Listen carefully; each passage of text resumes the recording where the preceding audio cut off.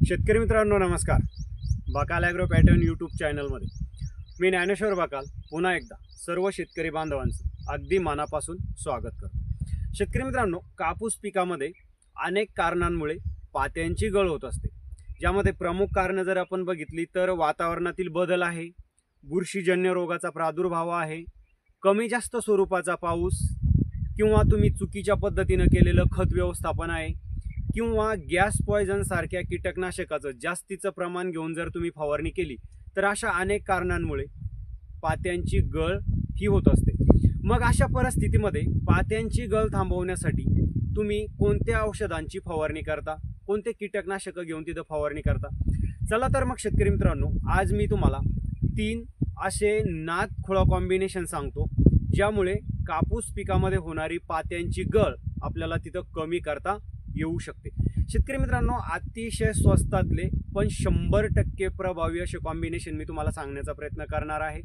हे कॉम्बिनेशन पैकी कोणताही एक कॉम्बिनेशन घेऊन तुम्ही अशा परिस्थितीमध्ये म्हणजे ज्यावेळेस पात्यांची गळ होते किंवा पात्यांची गळ होऊ नये त्याच्यासाठी जर तुम्हाला फवारणी करायची असेल तर यापैकी कोणतंही एक कॉम्बिनेशन घेऊन फवारणी करा. 100% त्याचा चांगला रिझल्ट तुम्हाला पाहायला मिळणार आहे. शेतकरी मित्रांनो, माहिती जाणून घेण्यासाठी हा व्हिडिओ तुम्हाला शेवटपर्यंत बघायचा आहे. तसेच तुम्ही पहिल्यांदाच आपल्या बकाल ॲग्रो पॅटर्न यूट्यूब चॅनलवर आला असेल आणि तुम्हाला कोणत्याही पिकाचं 100% अचूक आणि प्रॅक्टिकल नियोजन हवं असेल तर आपल्या बकाल ॲग्रो पॅटर्न यूट्यूब चॅनलला सबस्क्राईब करा, नोटिफिकेशन बेल ऑन करा.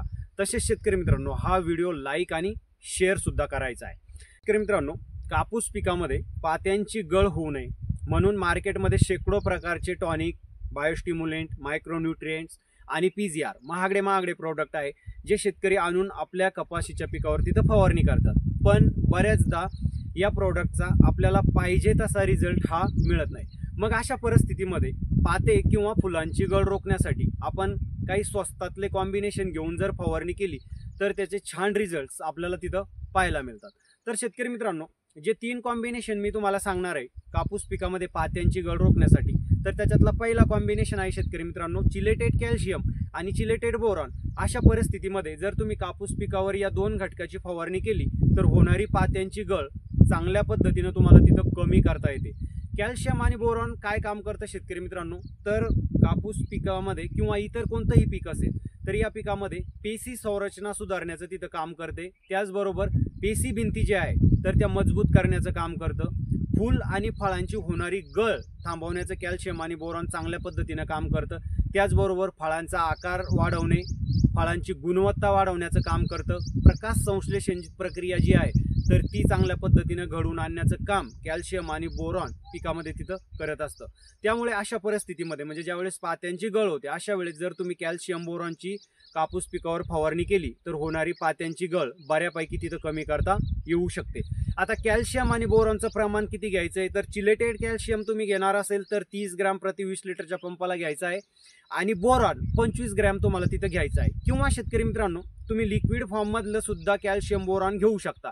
याच्यामध्ये एक्सपर्ट कंपनीचं बोरोकॅल नावाचं एक टॉनिक येतं ज्याच्यामध्ये कॅल्शियम आणि बोरॉन हे 2 घटक मिळतात. साधारणतः 15 लिटरच्या पंपासाठी तुम्ही 30 मिली त्याचा वापर करू शकता. 20 लिटरचा पंप असेल तर 35 ते 40 मिली तुम्हाला त्याचा वापर करता येतो.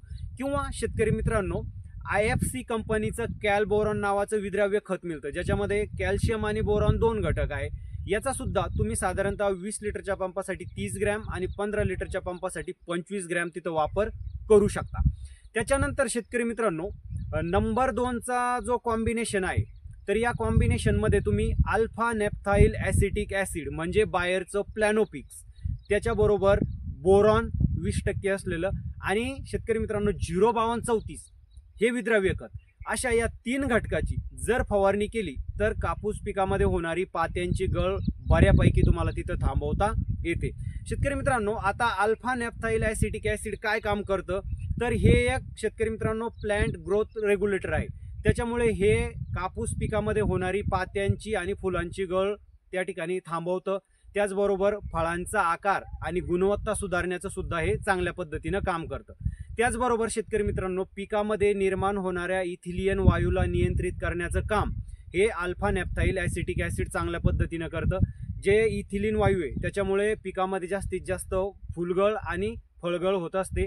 त्याला नियंत्रित केल्यामुळे होणारी फुल किंवा पात्यांची जी काही गळ आहे तर ती चांगल्या पद्धतीनं तिथं नियंत्रित होते. त्याचबरोबर बोरॉन काय काम करतं हे मी तुम्हाला पहिल्या कॉम्बिनेशनमध्ये सांगितलेलंच आहे.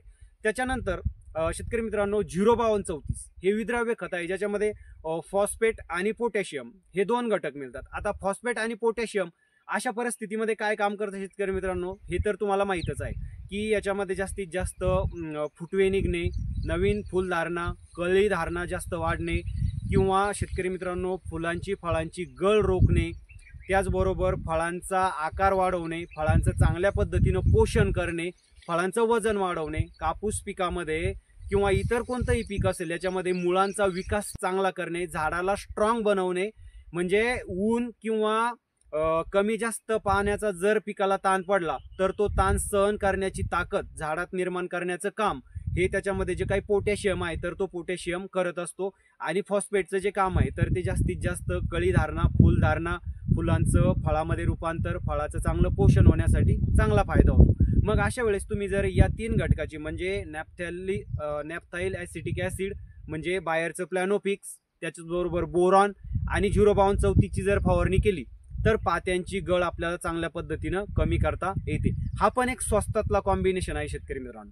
त्याच्यानंतर तिसरा कॉम्बिनेशन जो मी तुम्हाला सांगणार आहे तर हा कॉम्बिनेशन पूर्णपणे जैविक आहे, 0 बजेटमध्ये येणारा हा कॉम्बिनेशन आहे. म्हणजे दोनही घटक तुम्हाला घरच्या घरी उपलब्ध होऊ शकतात असा कॉम्बिनेशन आहे आणि जबरदस्त रिझल्ट या कॉम्बिनेशनचा आहे. तुम्ही एक वेळ नक्की शेतकरी मित्रांनो या कॉम्बिनेशनचा तिथं कापूस पिकामध्ये पात्यांची गळ रोखण्यासाठी वापर करू शकता. याच्यामध्ये आपल्याला काय घ्यायचं आहे तर 2 घटक आपल्याला घ्यायचे. पहिला म्हणजे आपल्याला दूध घ्यायचं आहे आणि दुसरा घ्यायचा आहे हळद. दूध घेत असताना शेतकरी मित्रांनो गावरान गाईचं जर तुम्ही दूध घेणार असेल, गावरान गाय किंवा म्हशीचं दूध तुम्ही घेणार असेल तर साधारणतः 20 लिटरच्या पंपाला तुम्हाला 250 मिली एवढं दूध घ्यायचं आहे. आणि जर्सी गाईचं जर तुम्ही दूध घेणार असेल तर साधारणतः 300 मिली तुम्हाला दुधाचा वापर करायचा आहे प्रति पंपाला. त्याच्यानंतर शेतकरी मित्रांनो जी हळद आहे, बाजारू हळद जर तुम्ही घेणार असेल तर साधारणतः 60 ग्रॅम तुम्हाला घ्यायची आहे. आणि घरची हळद असेल, घरचे हळकुंड दळून जर तुम्ही हळद बनवली असेल तर अशी हळद तुम्हाला घ्यायची आहे 40 ग्रॅम प्रति 20 लिटरच्या पंपासाठी. आता दूध आणि हळद काय काम करतं शेतकरी मित्रांनो तर दूध हा अनेक घटकांचा समृद्ध असा स्रोत आहे शेतकरी मित्रांनो, ज्याच्यामध्ये मॅग्नेशियम, फॉस्फेट, पोटॅशियम, कॅल्शियम अशा प्रकारचे अनेक घटक आहेत. त्याचबरोबर लॅक्टिक ॲसिड आहे म्हणजे लॅक्टोज आहे किंवा शेतकरी मित्रांनो लॅक्टोज सारखे जे काही एन्झाईम्स आहे तर ते चांगल्या पद्धतीनं दुधामध्ये त्या ठिकाणी असतात. त्यामुळे दूध अशा परिस्थितीमध्ये एक चांगल्या पद्धतीनं इन्सेक्टिसाइडचं काम करतं, म्हणजे कीटकनाशकाचं काम करतं, बुरशीनाशकाचं काम करतं, अँटीबायोटिकचं ते चांगल्या पद्धतीनं काम करतं. कापूस पिकामध्ये पानांवर किंवा फळांवर येणारे जे काही काळे डाग आहे तर त्याला नियंत्रित करण्यासाठी त्याचा चांगला फायदा होतो. आणि जे काही हळद आहे शेतकरी मित्रांनो तर हळद एक चांगल्या पद्धतीने अँटीबायोटिकचं तिथं काम करत असतं. त्याच्यामुळे आपण हळद आणि दूध जर अशा वेळेस एकत्र फवारणी केली तर कापूस पिकामध्ये होणारी जी काही पात्यांची गळ आहे चांगल्या पद्धतीने तिथं आपल्याला कंट्रोल करता येते.